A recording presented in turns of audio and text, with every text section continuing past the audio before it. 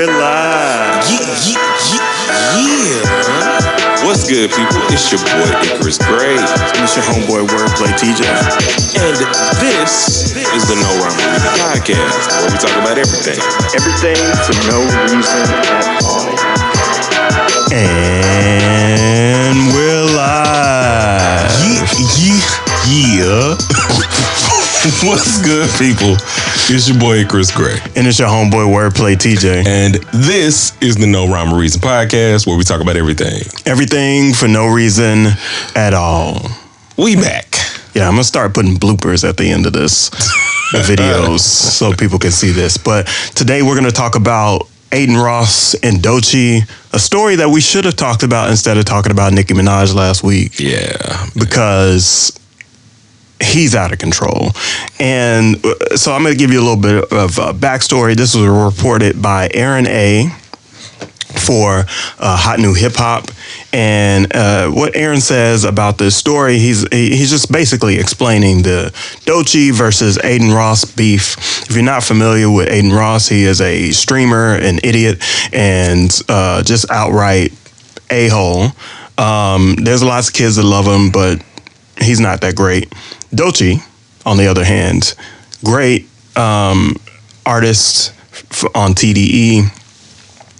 She's an incredible singer and rapper, multi-hyphenate performer, and is best known recently for winning Best Rap Album, which makes her the third Black woman to ever win that award at the Grammys. And so we're going to talk about why they're beefing and kind of what happened behind the scenes. And so if we kind of backtrack, the story goes that Doechii was on the red carpet of the Met Gala. She didn't want to be revealed to the crowd. And there's a social media video out there of her screaming, like, give me more umbrellas, that type of thing. We looked at it and, you know, we're not going to make a take here or there, but ultimately, like, she needed something from her team that she wasn't getting, and there was a little bit of sense of urgency there. Well, Adin Ross goes on his stream, which is full of impressionable teenagers and bots, and I'm just going to keep roasting him this whole time. And on their stream, he called Doechii an industry plant. Amongst other things, he also called her a bitch in a subsequent diss track. Now, Doechii responded by putting out a song called Get Up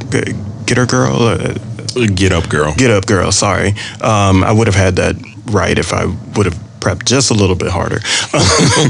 And featuring SZA, where she addresses the fact that she was called an industry plant, and also talks about like how much she has done in order to be ready for this opportunity, be ready within the industry. And so we're going to talk about her readiness, her preparedness, like who she is, and we're going to talk about the middle school antics of Adin Ross. So let's talk a little bit more about. Yeah, I'm gonna keep going. Keep going. Let's talk about her talent. She has been talented in a lot of different ways since 2016 with her SoundCloud song Girls. We reviewed her on the XXL freshman list in 2022, and we're like, yo, TD is in good hands. This girl sounds talented. We listened to Persuasive with her and SZA, and I was like, oh no, they handling their female acts very well. On top of being a songwriter... Slow down. Excuse me.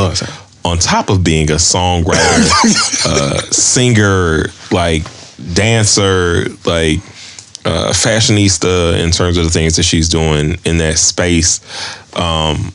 There's so much talent within her that it's like she is a one-stop shop artist, which you don't have a lot of in this day and age, to me. Yeah.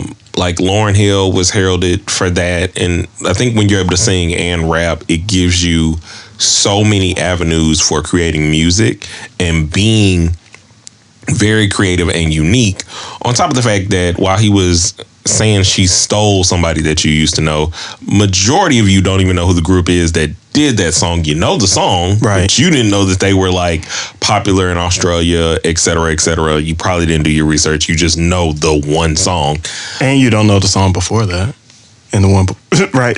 You know. Yeah, you don't know how hip hop works or the sample structure, because there's a lot of y'all who probably like will listen to like Victoria Monet. I think you're off on a tangent, but just songs of that ilk is right. what I'm saying. Like, you don't know that these things came from different samples or whatever. But she's been putting in work like for years, and even under the TDE thing, it took her 2 or 3 years, which is normally their cycle, to even be able to release.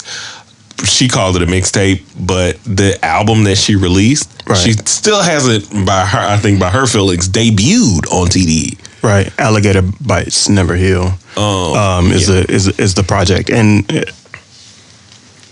I think it goes to say that like Adin Ross is completely wrong about his take when it comes to like the industry plant type of thing. He's absolutely wrong, because like I'm sorry. There's a lot of people that see what happens when you blow up, but they don't see the 10 years that it takes behind the scenes. They don't see all the grinding. They don't see all the shows that you did, the empty stages that you performed on, the tens of people that come and listen to your songs on the way to... Tens is correct. Right. But it's legit, you know what I mean? They don't see your rise on the way. They only see the fruits, right? They don't see you planting the tree. Yeah. And that's the thing, is that like people that don't plant fruit, like Adin Ross, are gonna be the ones that easily criticize those that have thriving trees. You know what I mean? And I mean, as a consistent middle school yapper that he is, right? Why would you have that thought? Like, your talent is literally just being consistent at streaming, which I'm not saying is a terrible thing for some people, because I know there are a lot of talented streamers, whether it's RDC, AMP, and others, that curate a lot of different content. There are writers, there are actors, there are actual people who make good music. You are none of those things. Yeah, let's get back to that in a second. I think when we covered her single Persuasive, I think we talked about her with the XXL freshman cover like a few years back. This was prior to 2022, and then or around 2022, and then we covered Persuasive, which is a song that we reviewed, and I'll put those links down in the description and pop it up on the screen. But like, we were like, there's something here. Yeah. There's something like impressive about her effort and her work and her talent that just like, you only see that every once in a while. Yeah, and she was only one of like 3, I think, on that list that we were even like, there's something here, and she's the only one currently that has stayed as far as like shooting up to that next lever. Yeah, we called it. We're like, she has the longevity effect, and she has it. Then we called Alligator Bites Never Heal, winning the rap album of the year. Right. And she's just been on an incline that I think hard work and perseverance and actual artistry are propelling her forward. You don't, like, this is not the first year of the Grammys or the first rap album winning with Will Smith and people feeling like, well, this album should have won or that album should have won. No, you actually have to put in the work and make a classic album. Yeah. Speaking of that, I think at the time we compared Alligator Bites Never Heal to like Section 80 and Kendrick Lamar's rise into the scene, and we were like, oh, or at least I was like, this feels like when TDE first came around. Yeah. And this gave off the same energy as like, okay, here's K-Dot on the scene. He's turning into Kendrick Lamar. He puts out the Kendrick Lamar EP. He puts out Section 80. He puts out, you know, all these other projects, and he just starts rolling. Yeah. This is it for her. And I think for Adin, his move to be disrespectful undermines all of that work and that effort that she's rightful. She has built up the cachet, and she is right to say to these people, I need more umbrellas. Cause like she earned the fact to call the shots, and she wasn't saying it like it wasn't disrespectful at all. But like, let's talk about what is disrespectful, which is Adin Ross and him calling her a B word. I look at him, and you said this, like, he's like a middle schooler. Mm-hmm. And I think the reason why he's a middle schooler, and I'm curious why you think he's like a middle schooler, is because his takes require no critical thinking in order to get some audience's attention. It's sort of like your mama jokes. You know what I mean? Yeah. Like, he didn't have to think about anything clever. He just need to call you fat or call you ugly, and then people are around in the crowd saying, "Ooh," that's him in a nutshell. And it's very weird. I think I was saying earlier, I think even picking her to like disrespect off of that, like, I think if she had been like cussing them out or like really like berating them and saying like, you're not worth this or doing something, like, if it was something like that, why you like this, blah blah blah, yeah, like, you'll never get another job. And it's like, if she was doing that type stuff, like, cool, that's berating and degrading. But I feel like the only reason he even hopped out of the truck is because he is adjacently cool to Academics and Drake. And it's like, are you in a gang? Are you inheriting beef like that has nothing to do with you, that she didn't even involve herself in? But that's middle school behavior too. Like, I'm just gonna follow the crowd. Yeah. There's just, I think he's a middle schooler because I don't think there's much weight in the things he says. Like, it's just sensationalism. It's that early Academics style thing where you are just saying the thing that no one is quote unquote saying while everybody is saying it, and you're being disrespectful, or you're picking sides, or you're showing your allegiances. And it's like, there's a difference between standing beside your brother in something that's real. But a lot of times, like, I shouldn't be involved in your petty relationships with whoever. Like, you and your Kendrick beef has nothing to do with me. Right. Like, at all. Like, I don't need to, like, it's not like a lot of y'all were coming out here trying to, like, I don't know, like be on his side or whatever. It's just, you know who he is? He's the kid that will be at the school that will antagonize everybody and be the loudest one in the room. Mm-hmm. And then on the out in the recess, he's the one that catches a fade because he just messes with the wrong person at the wrong time that shouldn't have been messed with in the first place. That's him. But he also then feels like the kid that, like, once you touch him, it's like you get in trouble. Right. You know, I almost said some names in my head that only we would know. But anyway, it's I don't know. It just doesn't have any weight. It was very upsetting. I don't know why we let these people continuously, like, disrespect, whether it's the greats or people that are not on the same level as them, because you're not an artist. Yeah, so I think that's a great point. It is good to say that people did step up. Yeah.